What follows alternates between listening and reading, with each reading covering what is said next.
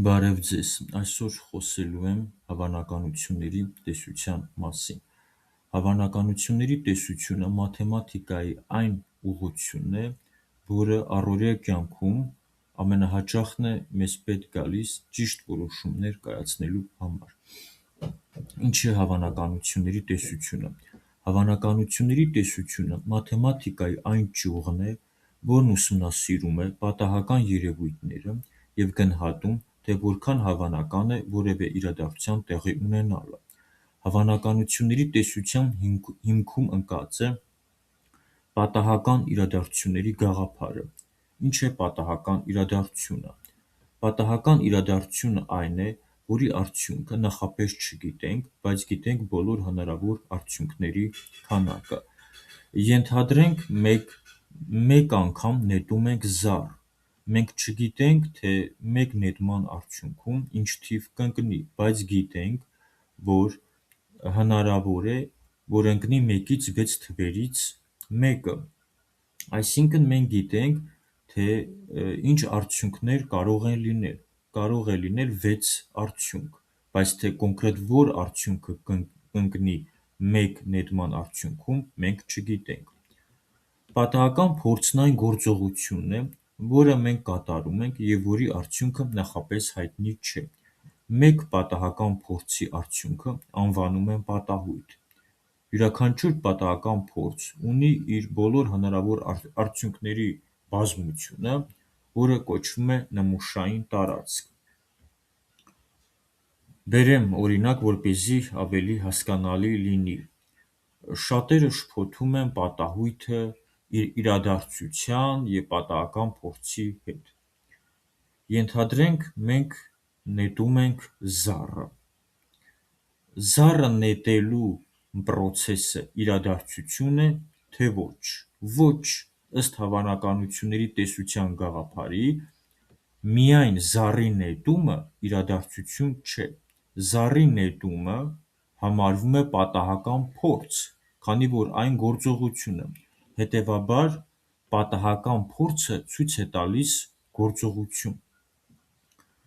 Եթե մենք զառը նետեցինք և ընկավ 6 թիվը, ապա սա պատահույթ է, որովհետև մեկ պատահական փորձի արդյունքը անվանում են պատահույթ։ Զառը նետեցինք և ընկավ 6։ Եթե զառը մենք նետում ենք 2 անգամ, առաջին անգամ ընկել է 6 և երկրորդ անգամ ընկել է 4, ապա սա իրադարձություն է։ Իրադարձությունը պատահույթների խումբն է կամ մի քանի պատահույթը։ Մեկ պատահույթը համարվում է իրադարձություն, բայց միշտ չէ, որ իրադարձությունը համարվում է պատահույթ։ Եթե իրադարձությունը բաղկացած է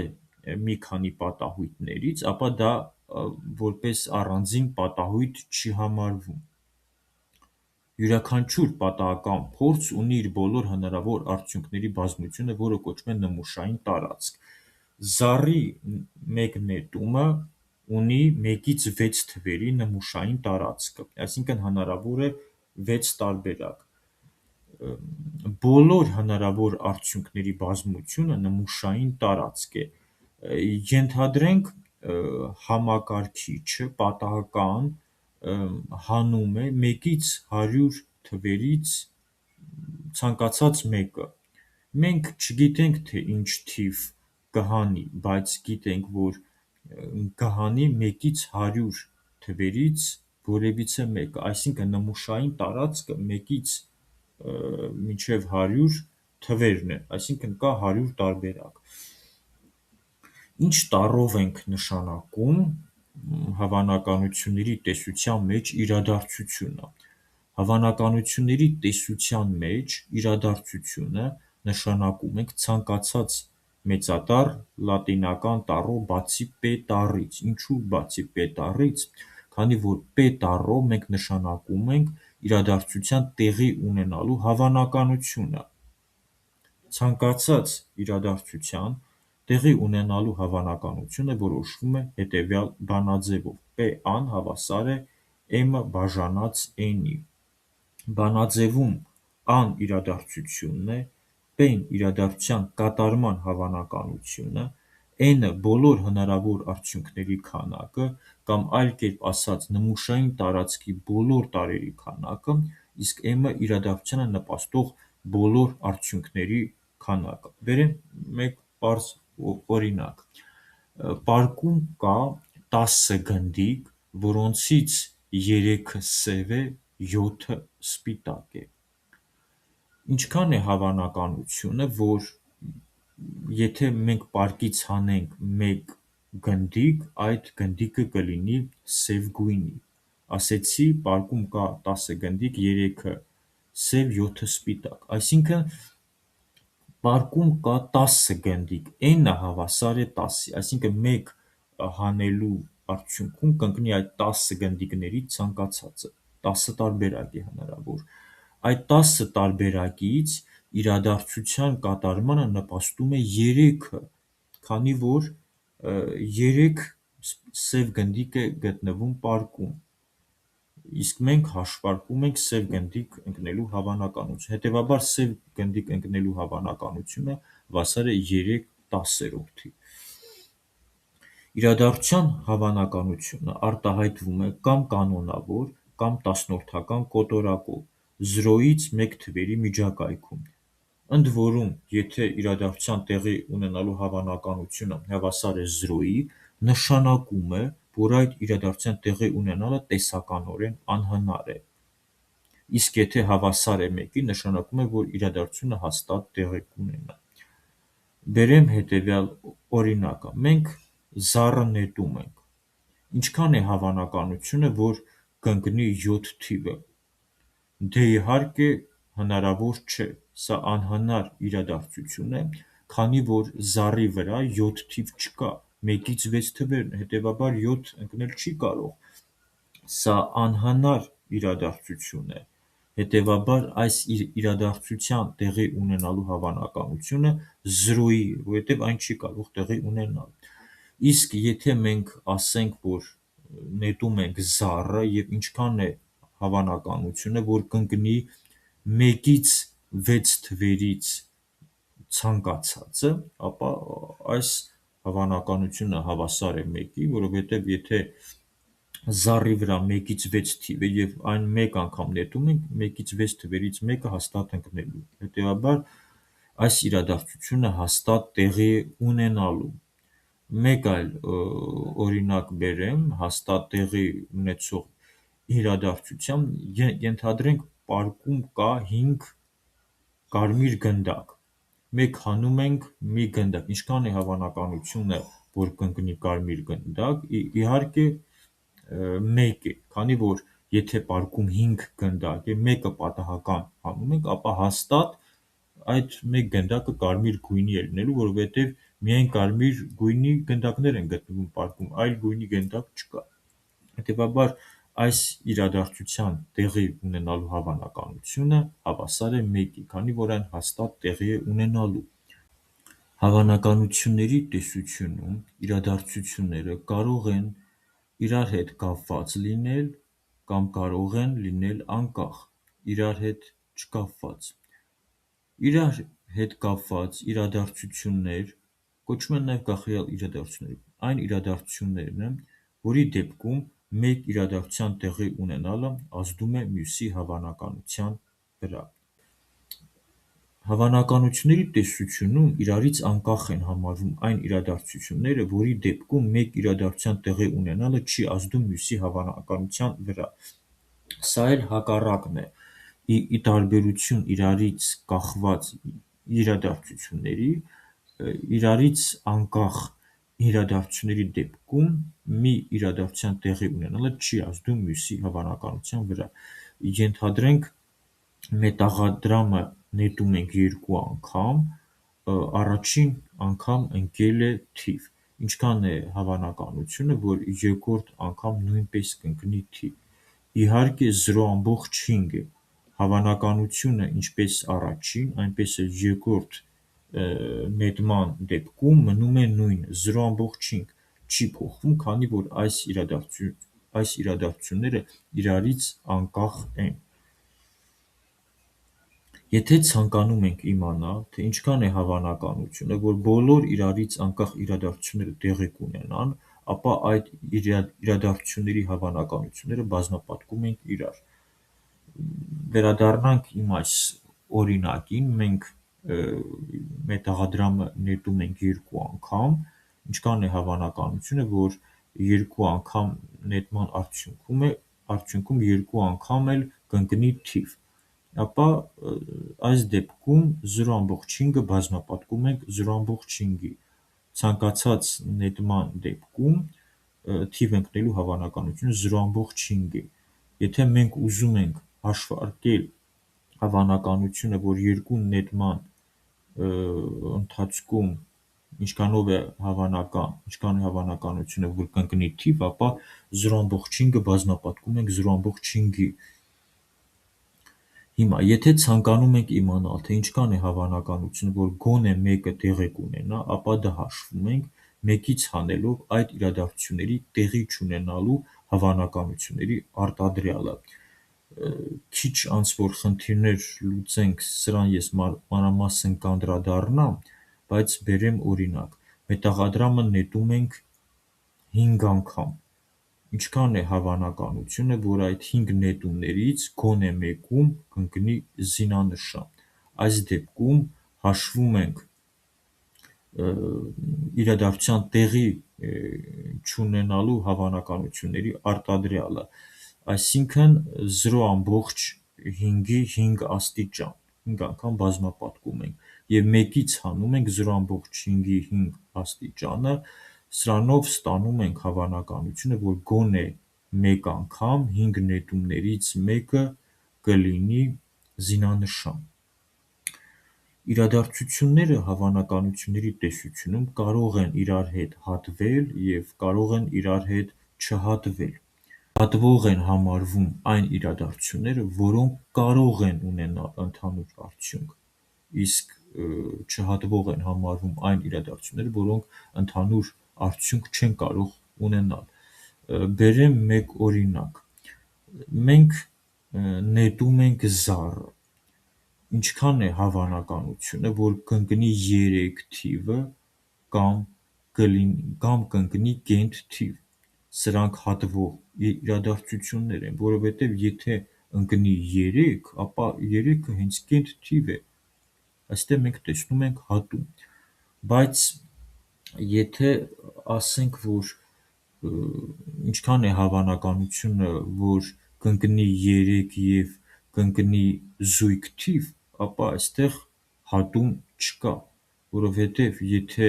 ընկնի զույգ թիվ, այդ զույգ թվերից ոչ մեկը 3 լինել չի կարող, եթե ընկնի 3, 3-ը զույգ թիվ չէ, այստեղ չեն հատվում։ Որ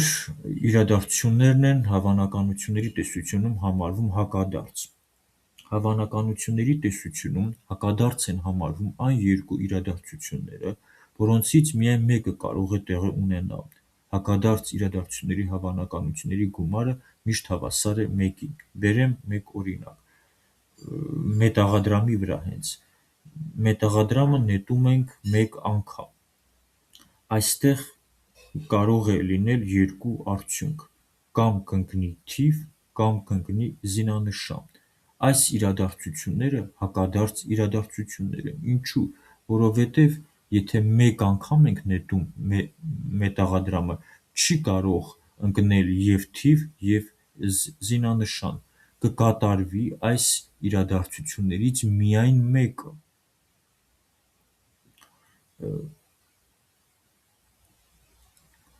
Սրանք հակադարձ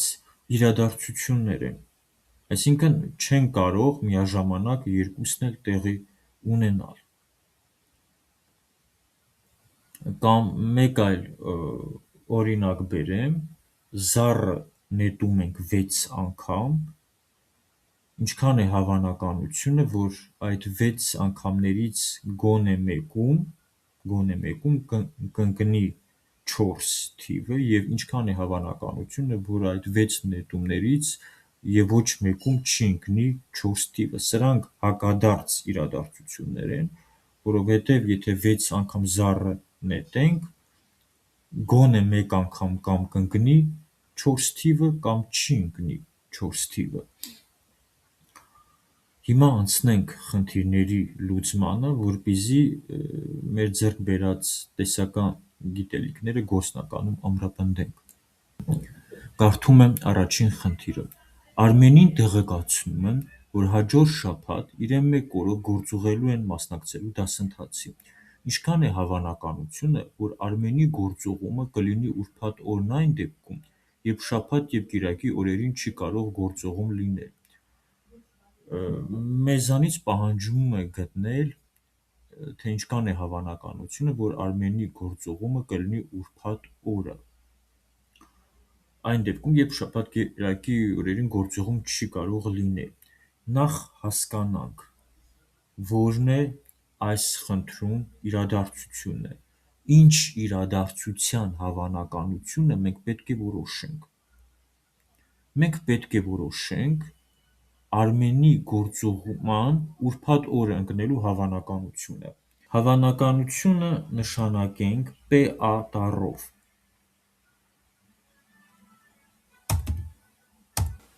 Հիմա մենք, որպեսզի բանաձևից օգտվենք, մեր բանաձևը հետևյալն էր հիմնականում, դասական բանաձևը։ PA-ն հավասար է M-ը բաժանած N-ի։ Հասկանանք, որն է մեր M-ը, որն է մեր N-ը։ N-ը ցույց է տալիս բոլոր հնարավոր տարբերակների քանակը։ Քանի որ գործուղումը շաբաթ և կիրակի օրը չի կարող լինել, շաբաթը բաղկացած է 7 օրից, շաբաթ և կիրակի չի կարող լինել, 7-ից հանում ենք 2, մնում է 5, այսինքն մեր N-ը հավասար է 5-ի, 5 աշխատանքային օր կա և այդ 5 աշխատանքային օրերից մեկը հենց կլինի գործուղման օրը, N-ը հավասար է 5-ի։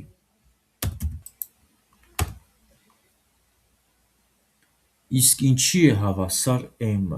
M-ը ցույց է տալիս, թե բոլոր հնարավոր տարբերակներից որ տարբերակներն են նպաստում իրադարձության կատարմանը։ Միայն ուրբաթ օրն է նպաստում իրադարձության տեղի ունենալուն։ 5 աշխատանքային օր է, այդ 5 աշխատանքային օրերից միայն ուրբաթն է նպաստում, այսինքն 5-ից մեկը։ M-ը հավասար է 1-ի, միայն 1 աշխատանքային օր է նպաստում իրադարձության տեղի ունենալուն 5 աշխատանքային օրերից։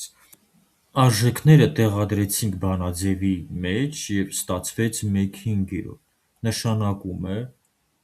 հավանականությունը, որ Արմենի գործուղումը կլինի ուրբաթ օրը 1/5 է։ Կարդում եմ հաջորդ խնդիրը։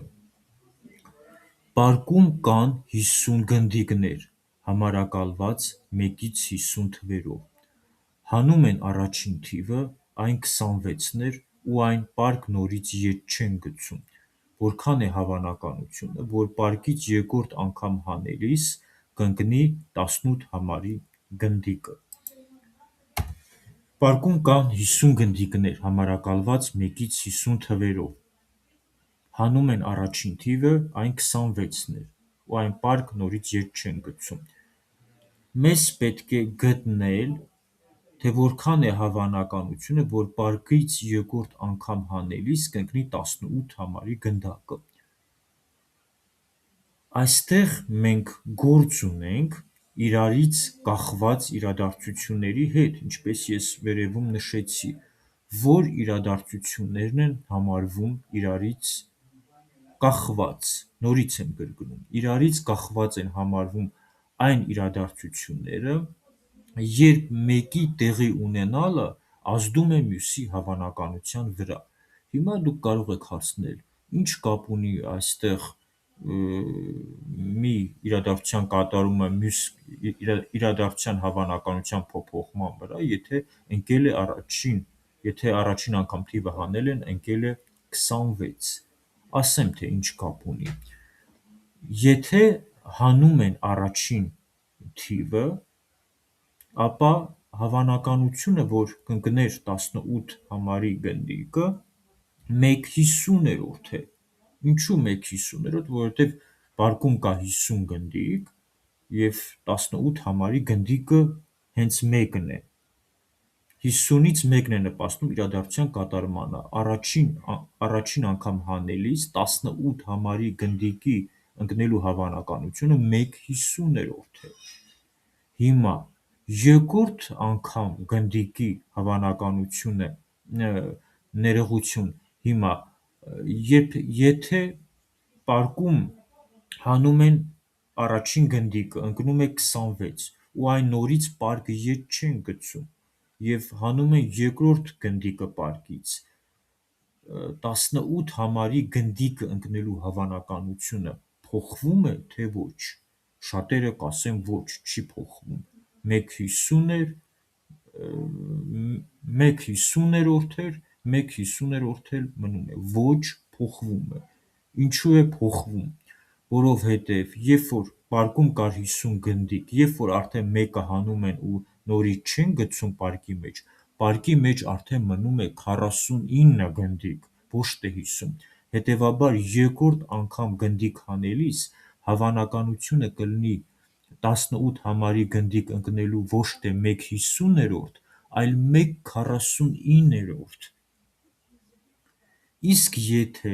եթե առաջին անգամ հանելիս ընկներ հենց 18 համարի գնդիկը, ապա երկրորդ անգամ պարկից գնդիկ անելիս 18 համարի գնդիկ ընկնելու հավանականությունը կլիներ 0, որովհետև երկրորդ անգամ 18 ընկնել չի կարող, մի անգամ ընկել է ու հանվել է պարկից։ Հենց սա է համարվում իրարից կախված իրադարձություններ, քանի որ եթե այս իրադարձություններից մեկը տեղի է ունենում,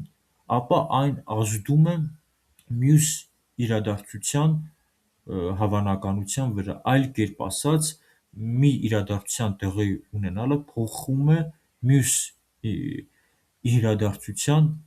հավանականությունը։ Սա հասկանալի է։ Բանաձևը ես երկար-բարակ չգրեմ,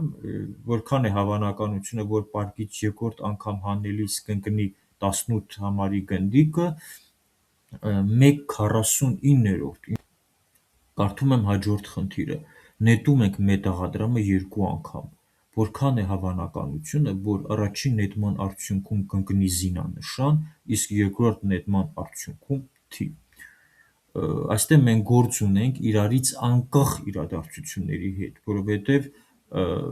եթե մետաղադրամը նետենք երկրորդ անգամ, ապա դրա արդյունքը կախված չէ առաջին անգամ նետման արդյունքի հետ։ Հետևաբար մենք վերևում ասեցինք, որ եթե ցանկանում ենք իմանալ, թե ինչքան է հավանականությունը, որ բոլոր իրարից անկախ իրադարձությունները տեղի կունենան, ապա այդ իրադարձությունների հավանականությունները բազմապատկում ենք իրար։ Հիմա մեր մոտ հենց այս դեպքն է, ունենք երկու իրարից անկախ իրադարձություն, մեզանից պահանջում է գտնել հավանականությունը, որ առաջին նետման արդյունքում կընկնի զինանշան, իսկ երկրորդ նետման արդյունքում թիվ։ Առաջին անգամ զինանշան ընկնելու հավանականությունը 0.5 է, իսկ երկրորդ նետման արդյունքում թիվ ընկնելու հավանականությունը 0.5 է, այսինքն հավանականությունները բազմապատկում ենք իրար, որովհետև իրարից անկախ իրադարձություններ են և մեզ պետք է գտնել հավանականությունը, որ սրանք երկուսն էլ տեղի կունենան։ 0.5-ը բազմապատկած 0.5-ի հավասար է 0.25։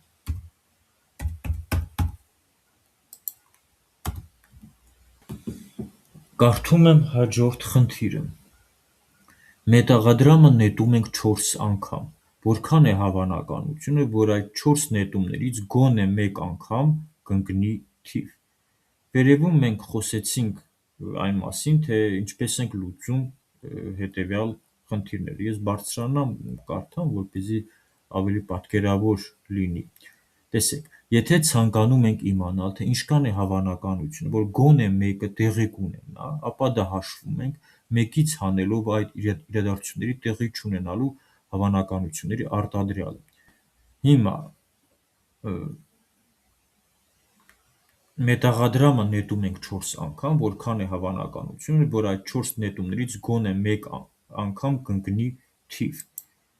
Մենք պետք է հաշվարկենք 4 անգամ, երբ նետում ենք մետաղադրամը, այդ 4 նետումներից ինչքան է հավանականություն, որ ոչ մի անգամ թիվ չի ընկնի։ Ամեն անգամ, ամեն նետման արդյունքում թիվ չընկնելու հավանականությունը 0.5 է։ Հիմա այս խնդիրը լուծելու համար 0.5-ը բազմապատկում ենք 4 անգամ, այսինքն 0.5-ի 4 աստիճան, որովհետև մենք ցանկանում ենք գտնել հակադարձ իրադարձության հավանականությունը։ 1-ից հանում ենք 0.5-ի 4 աստիճան, սա կլինի պատասխանը։ Ուրեմն 1-ից հանած 0.5-ի 4 աստիճան հավասար է 0.9375։ Կարդում եմ հաջորդ խնդիրը։ Զառը նետում ենք մեկ անգամ։ Գտնել հավանականությունը, որ կընկնի 4 կամ 2։ Սա հեշտ խնդիր է։ Զառը նետում ենք մեկ անգամ։ Ընկնելու է 1-ից 6 թվերից մեկը, այսինքն ունենք 6 հնարավոր տարբերակ։ Այդ 6 հնարավոր տարբերակներից երկուսը և 4-ը, երկու տարբերակը 2-ը և 4-ը նպաստում են իրադարձության տեղի ունենալուն, այսինքն մեր n-ը հավասար է 6-ի, 6 տարբերակ է հնարավոր, այդ 6 տարբերակներից երկուսը նպաստում է իրադարձության կատարմանը, m-ը հավասար է 2-ի։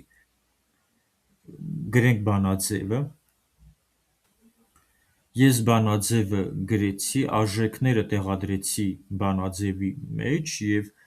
2/6 ստացվեց, 2/6 կոտորակը կրճատեցի, ստացվեց 1/3։ Այսինքն հավանականությունը, որ կընկնի 4 կամ 2 թիվը 1/3 է։ Կարդում եմ հաջորդ խնդիրը։ Զառը նետում ենք մեկ անգամ։ Որքան է հավանականությունը, որ կընկնի կամ զույգ թիվ կամ 2։ Ի դեպ, ասեմ, որ այս խնդիրը ես 1 օր առաջ տեղադրել էի իմ YouTube-յան ալիքի հարցումները բաժնում, որպեսզի իմանամ, թե իմ բաժանորդներից կամ հետևորդներից քանի հոգի ճիշտ կպատասխանի այս հարցին։ Խնդիրը թվում է հեշտ, բայց իրականում այն բարդություն, ոչ թե բարդություն, այլ նրբություն ունի։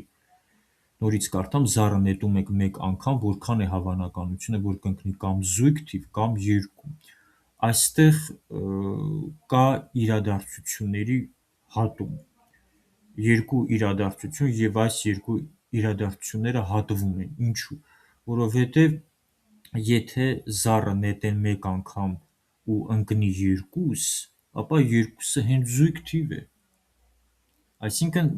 այս երկու իրադարձությունները կարող են ունենալ ընդհանուր արդյունք։ Այս խնդիրը հավանականությունների տեսության կանոնի համաձայն լուծվում է հետևյալ կերպ։ Երկու իրադարձությունների հավանականությունները գումարում են իրար ու հանում հատումը,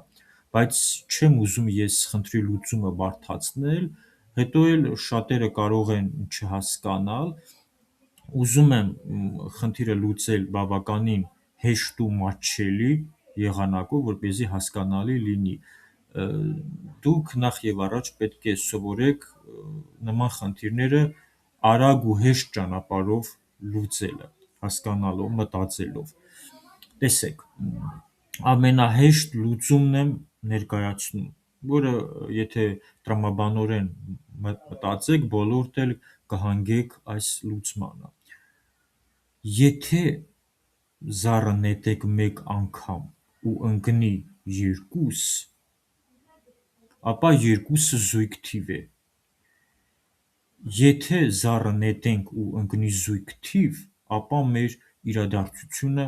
արդեն կատարված կլինի։ Հետևաբար, մեզանից ընդամենը պահանջում է գտնել զույգ թիվ ընկնելու հավանականությունը, որովհետև խնդիրը մեզանից ասում է կամ զույգ թիվ, կամ երկու թիվ ընկնելու հավանականությունը, կամ։ Հետևաբար, մեզանից ընդամենը պահանջվում է հաշվարկել զույգ թիվ ընկնելու հավանականությունը, որ զառի մեկ նետման արդյունքում զույգ թիվ ընկնելու հավանականությունը կլինի հետևյալը. կարող են ընկնել 1-ից 6 թվերը, հնարավոր է 6 տարբերակ, 1-ից 6 թվերից 3 թիվը զույգ է, 3 թիվը կենտ է, հետևաբար զառի մեկ նետման արդյունքում զույգ թիվ ընկնելու հավանականությունը 3/6 է, եթե այս կոտորակը կրճատում ենք, ստացվում է 1/2, հետևաբար պատասխան 1/2։ Այսքանը, եթե հավանեցիք տեսանյութը, կարող եք լայք դնել։ Ցտեսություն։